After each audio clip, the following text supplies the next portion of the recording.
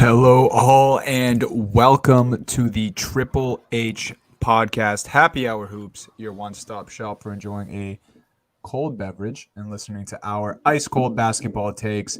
Jake and Dunny, as always, here today. We have some cool stuff to go over. We're going to be talking about the rookies who are impressing this year, and with that, we'll probably talk about a few rookies who are also disappointing early in the season. And then we will be going over some impressive teams who may be on the come up or maybe have already surpassed that and they just got overlooked in this offseason leading into this season. We have the happy hour hooper of the week and then my fade or follow prop bet for the people. Jake, how we doing today? Ready to talk some hoops?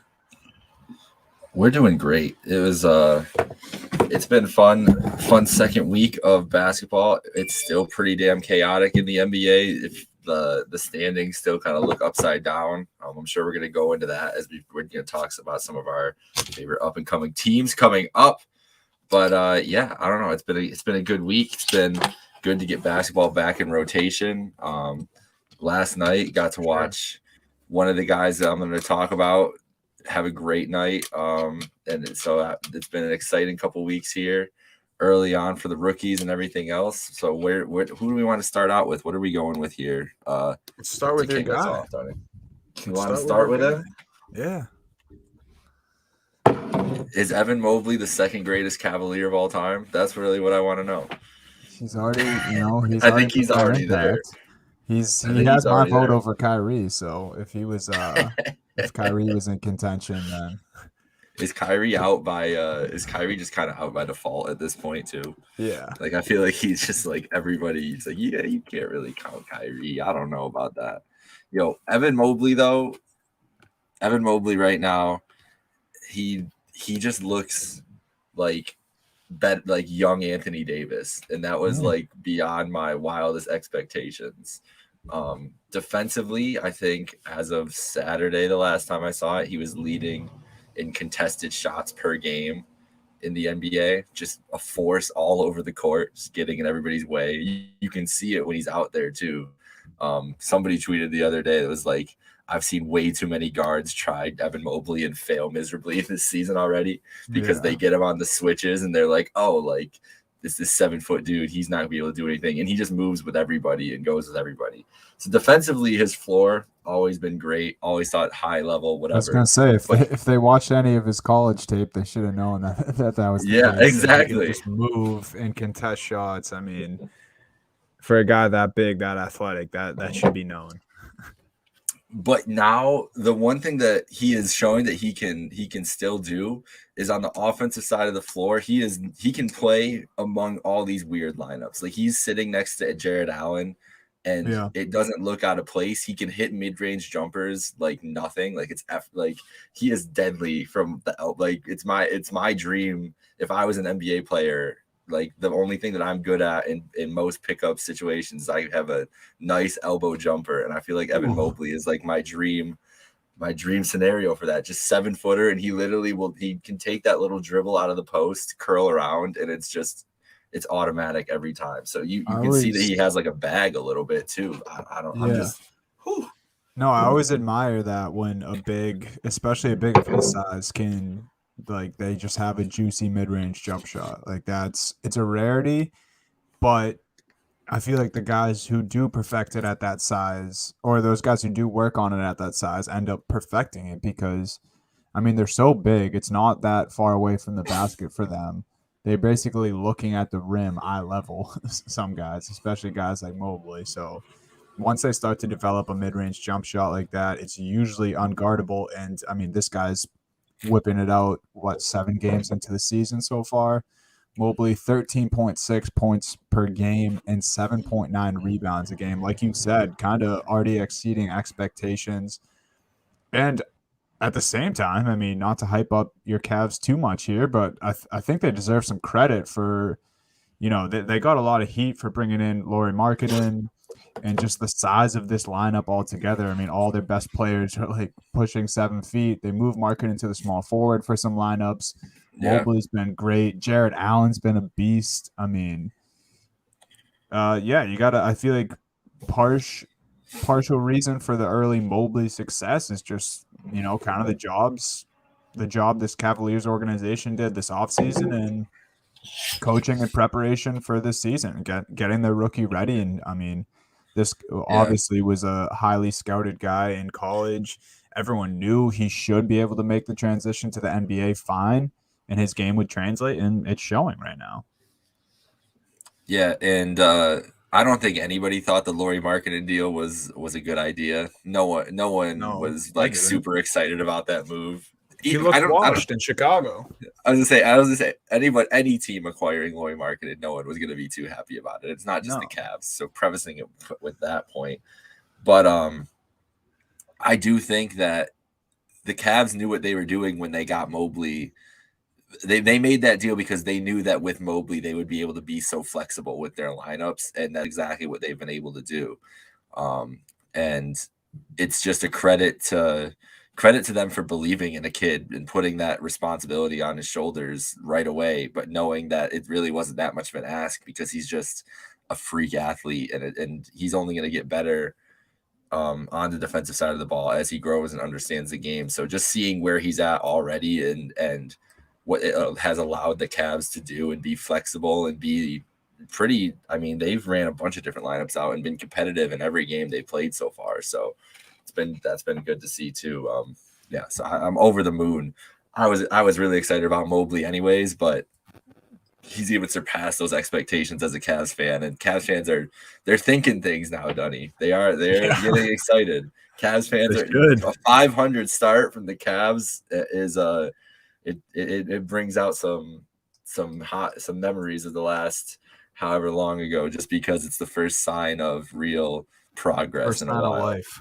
It is. It really is. What about you? What are some other rookie? I mean, you did just drop an article about your boy Josh Giddey on Saturday. right. So go check Yeah, that out let's- on Trainwreck Sports. So give me the Josh Giddey breakdown, because admittedly I have not watched many moments of Oklahoma City Thunder basketball, and your article opened me to the world of Giddey a little bit more. See, and he's not struggling. Everybody thought he was going to be he was going to be washed. He was going to get worked. He's been good. He looks in place. See, that's why it's important to shine some light on this dude. And like Jake said, trainwrecksports.com, I have an article on Josh Giddey about his just unique process, I guess, of, getting acclimated with the NBA and how he's been able to make a name for himself on and off the court. But that's who Giddey is. I mean, talk about a guy who is just absolutely disrespected on draft night. Like, it's one thing to show a player's weakness and you list like a few things that's evident, but they literally had a weakness graphic. And this is something I explained in the article, but it's like if you sum up everything that was on the weakness graphic, like they were essentially just saying he was bad at basketball. And I'm sure he took that as a shot. I'm sure he kept it in the back of his mind. Giddey, on one of the worst teams in the league. That's just, we can say that the Oklahoma City Thunder, many don't have high expectations for them. Probably another tank season to cash in on another high draft pick, which they have a plethora of. But Giddey's a guy who's averaging 11.3 points per game, 5.9 assists. Everyone, kind of knocked him for not being able to score. He's only a playmaker. He's doing it all. People weren't sure about his shooting, and now this is a guy who's playing great next to SGA. Yep. He's hitting big shots. He's not wowing you with his scoring, only 11.3, but that's pretty solid from a rookie who was catching a lot of flack coming into the season. And he actually, to get the Thunder's first win, he had a huge game against the Los Angeles Lakers. Yeah. But the best thing about Giddey might be his experience on social media, especially TikTok. I mean, that's kind of, I feel like, where most NBA fans know him from, because like you said, you haven't watched much OKC basketball. Many people probably haven't, but they see Josh Giddey all over TikTok. He goes viral all the time, just making silly videos. I mean, there's a video on Twitter the other day of him just like chatting up these girls right behind OKC's bench, like an hour after the game, taking pictures with them and stuff. So he's really, he's doing it well, branding himself as a rookie, and kind of, even though he was slept on in draft night, he's doing other ways to get noticed. He's Australian, right? Yeah. Australians are just different, bro. I swear. Like they just know how to have more fun. That man's just living his best life. I need to know the story of him talking to those two girls, but I have no doubt that they were probably some girls from Australia that he knew and that he flew over because it was right in San Francisco. I feel like he went the full length. It was like, yo, I'm about to be on the West Coast. Like, come through. Like, this is, I feel I don't doubt any limitations in Josh Giddey anymore. His only limitation is to Oklahoma City. Exactly. I can't say it better myself. Yeah, and just last thing, I don't know. I feel like adding in that they won against the Lakers, like their only win is against the Los Angeles Lakers, and he did almost blow the game because he was inbounding a pass at the end of that game, and all they had to do was inbound it, and game was sealed. There was literally like seconds left, and his inbounds pass went right to Carmelo Anthony, who had a chance to tie the game because it was a turnover, went right to Carmelo. Carmelo airballed the 3-pointer.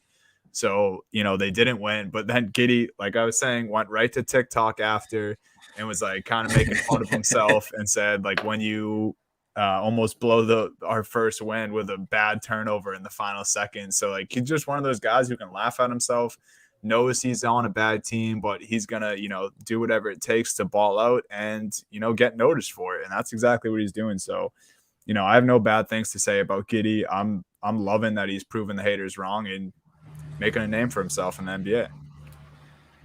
Love it. I think that we're gonna have to keep following the Giddey storyline all year. I'm gonna go follow him on TikTok right now. Actually, I'm very bad at my TikTok usage, to be honest. As a young, I don't even know what I am, millennial. I'm like right in the, how 96 is always literally right in the middle, bro. It's literally it's like, so I don't know what it is, but I would say that I'm on the lower end of TikTok usage and following. But Josh Giddey, I think he needs to get the follow at this point. You've sold me. If you've sold me on anything, it's that. Like, he's got the IG and Snapchat in the bio too. Bro. I know it's that dude. He's just always working. That's what I mean, dude. This dude's just all over socials, all over the court. He's doing it right. I'm telling you, man. The Josh Giddey experience. We might have to do a Giddey check-in every other week or something to just keep up with this guy. See what he's up to. Another rookie who I was actually probably the most high on, because I think I gave him out as a pick for Rookie of the Year at Dark Horse, is Scotty Barnes. And this dude has been absolutely balling. Like, we figured he would be a good fit in Toronto. Me and you both said that before the season and even during the preseason. But that's when it's like struck me that Scotty Barnes was going to be unbelievable. I saw a few of his preseason games and I was like, he just already looks like a vet. Like, he's jacked. Like, this dude hits the weight room. He has all the skill, because, I mean, if you watch Scotty Barnes in college, you knew the skill wasn't going to be an issue. He has just about everything you would want as a prospect, a first-year guy. He's averaging 18.1 points per game and nearly 9 rebounds as a rookie to start. Wasn't a top 3 pick. He wasn't, the Jalen Green, Cade Cunninghams of the world who are underperforming like crazy right now. Scotty Barnes goes to Toronto, and he's balling. Yeah, we were pretty high on Scotty, I think, all through last year. I mean, I think even when we would check in on college basketball, the tournament, everything, like, we were hype on Scotty Barnes. My biggest thing is I'm just never doubting the Raptors again. Masai, I think, is just a genius. And everybody was like shocked that the Raptors took Scotty Barnes in his position ahead of Jalen Suggs and whatever else. And it's literally like, okay, now we see it. Like, this kid is just going to develop. We've seen how many players develop in this system into great NBA players and reach a potential that they probably wouldn't have reached anywhere else. I don't think, as much as I love OG Anunoby, like, he's one of my favorite players in the league, I don't think he gets to the point where he like has the potential that he has without developing under the Raptors. Like, I think he would have just been a guy with freak athleticism that would have gotten messed up somewhere without using him the right way. They've they've helped him develop his strengths into the point where if he, he's like a couple steps away from really making a leap and being a star in this league. And I think that they looked at that kind of mold that they did with that guy, and saw what they could do with him and his skills. And we're like, yo, Scottie Barnes is just a freak. and the things that he can do already, like we can work with and turn into a star player. And he's just gonna, I mean, man, if he develops, if he's stays on the trajectory, like the way he started, like, and what you can imagine him being, the kind of the trio of Anunoby, Van Vliet, and Scottie Barnes could be lethal in the coming years. Yeah. And it's kind of like the energy that they play with and everything. Like you saw them in that game. We talked about it last week at the Raptors Celtics earlier in the season.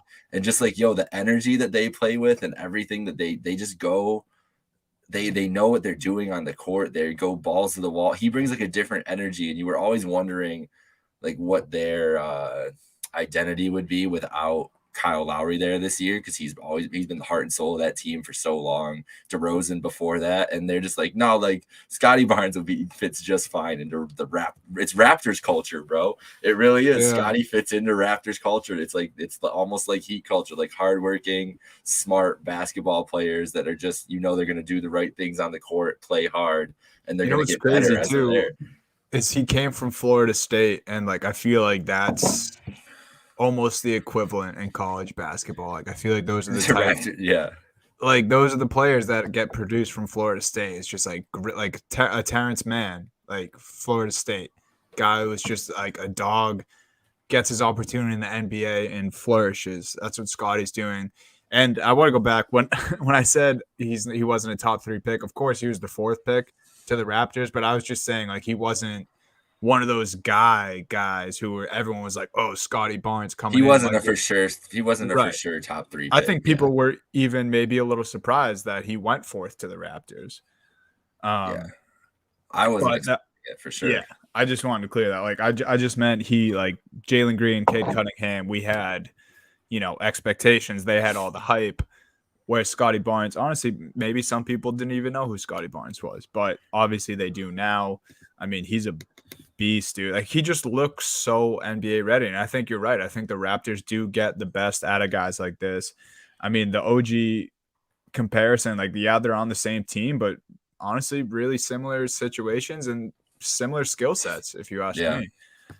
So yeah, I think, Scottie Barnes, I gave him as the dark horse for Rookie of the Year. He's definitely living up to it. Right now, I think, obviously, super early in the season, but if season ends right now, he's getting that award. I mean, the numbers, you can't argue with that. 18-9 as a rookie is pretty crazy with the talent that they have on the Raptors, too. I mean, they have guys who can score and rebound on that team, and he is doing it, at a high level, nearly better than a lot of the guys around him. So, got to tip our hats to Scottie Barnes. I was ready to bury the Raptors before the season, and Scottie Barnes was just like, nope, like we're gonna be good for a while. You guys are stuck with us, and not seeing the way he's developed, knowing the pieces that they have already. They're gonna be around, and he's a big reason. Anybody else you want to shout out before we go on? Any other rookies? I guess I'm gonna butcher his last name. Chris Duarte. Yeah, it's a tough one. Usually not the U before the A. That's an interesting choice, but he's balling. If we're talking about guys who are, just putting the ball in the basket, we have to talk about him. 17.8 points per game. Kind of unique too, because mid first rounder. I believe he played at Oregon, right? Yeah.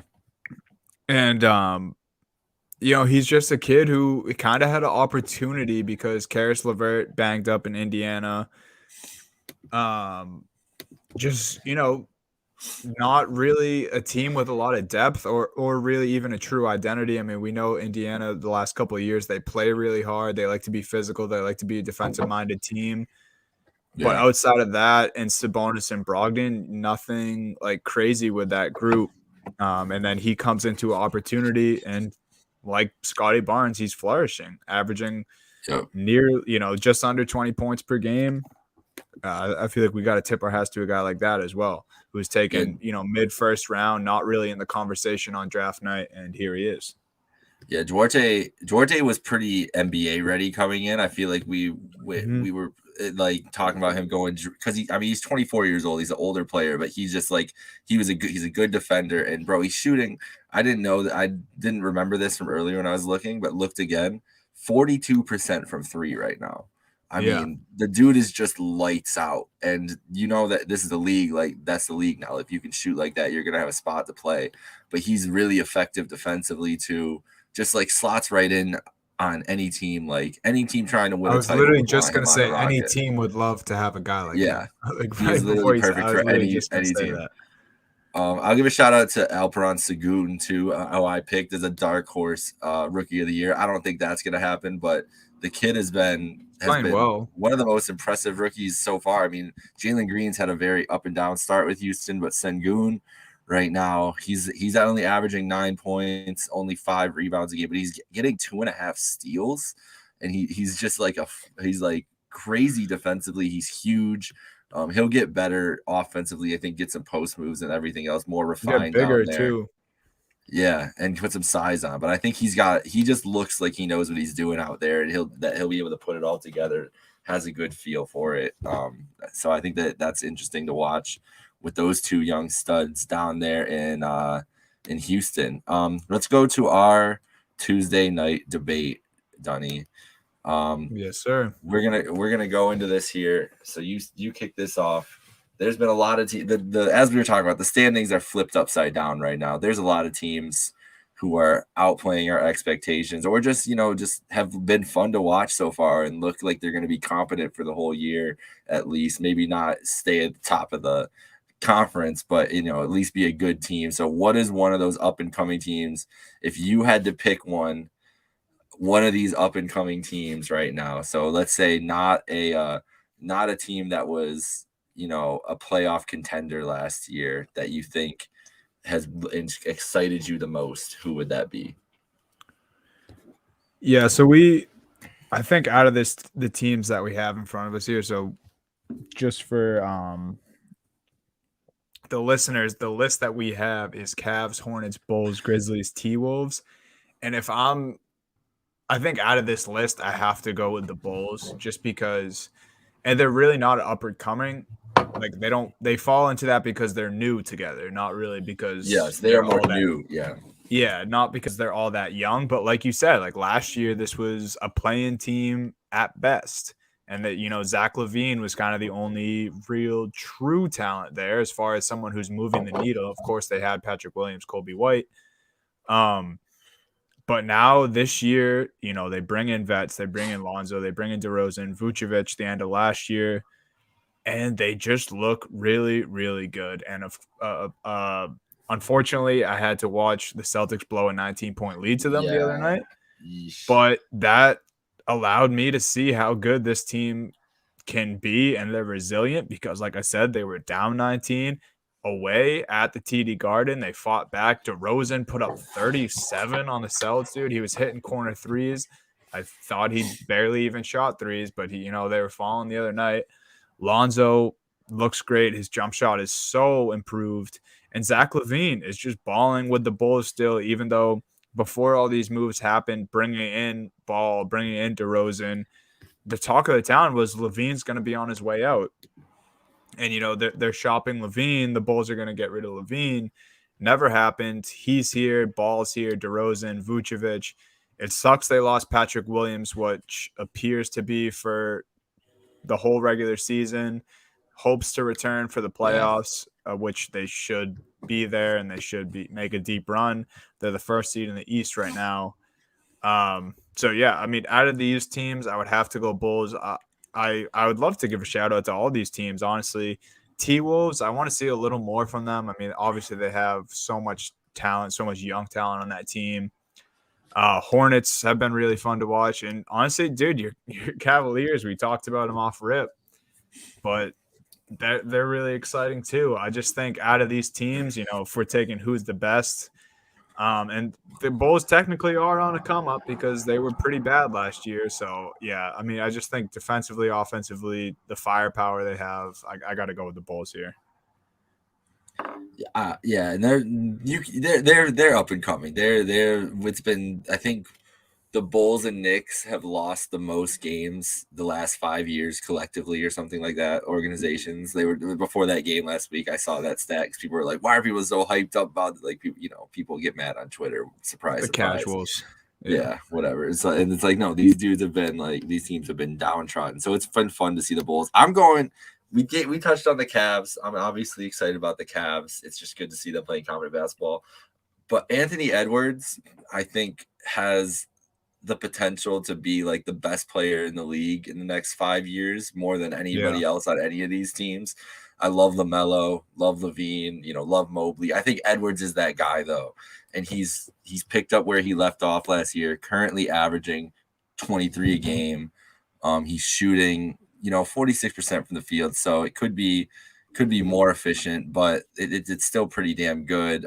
He got to improve the 3-point shot eventually, but he's such a force of nature. And he's just, like we've talked about before, just figuring out basketball. And he's just an athlete that you can just see it clicking more and more every game. And it's really helping Towns just kind of not have to carry so much of a burden all the time. And in the games that they've won, they've just looked like they're just enjoying playing together. They're playing more free. I think this is a team that should be near the play-in this year. The way if they keep playing like this, I really liked what the T-Wolves have done. We talked about the Hornets a lot last right week. now. Yeah, end the season right now in Minnesota. That's send it in right 3-3. They'll take it. And the last team I guess we can touch on is the Grizzlies, and we can go into that with our happy hour Hooper of the week. Because it goes hand in hand. The Grizzlies, how serious are you taking the Grizzlies right now, Dunny? And how much of it is just because Ja Morant, our happy hour Hooper of the week, is balling and really turning a corner into being one of the elite in the league? Yeah, so, I mean, as far as taking the Memphis Grizzlies seriously, that comes with, how much you respect, how much you have high hopes for a guy like Ja Morant, who the other night, this was from October 30th, but I think he's second now, but Ja Morant just the other night was leading the league in points in the paint per game. And the guys in that category with him, Ja Morant himself, Anthony Davis, Giannis, Jokic, and Montrezl Harrell. Yeah. So all dominant bigs, mind you, and then Ja Morant just casually leading them. Guy just gets past defenders, dude. Dunks on everyone he wants, lays it up past 3, 4, 5 people, throw the whole team at him. It doesn't matter. Ja's gonna get what he wants, especially at the rack. I mean, Ja's special, dude. I mean, he has players around him. I love Steven Adams. It was a bizarre trade, sending a guy like Valanciunas away when, I thought him and Ja kind of had a good connection. But then you have guys like Dylan Brooks, who's really, really been solid, but kind of playing in Ja's shadow. I mean, not nearly even close to the player that Ja is, but he's a really good supporting guy that plays next to Ja and is the reason when they do win games, he deserves a lot of credit too. Guy like Kyle Anderson, Jaren Jackson, who we didn't get to see a lot of because of injuries, and now he's back.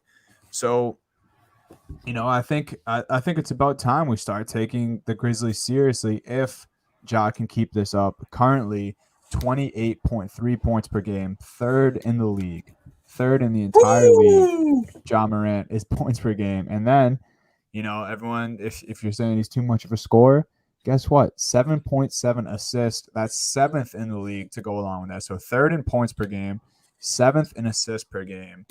He had a 30-point overtime victory over the Warriors the other night, a 26-point victory over the Nuggets. Both those coming last week. So obviously we had to give Ja the happy hour Hooper of the week. And yeah, Deserved, sir. If anyone's going to make the Grizzlies legit, it's Ja doing this.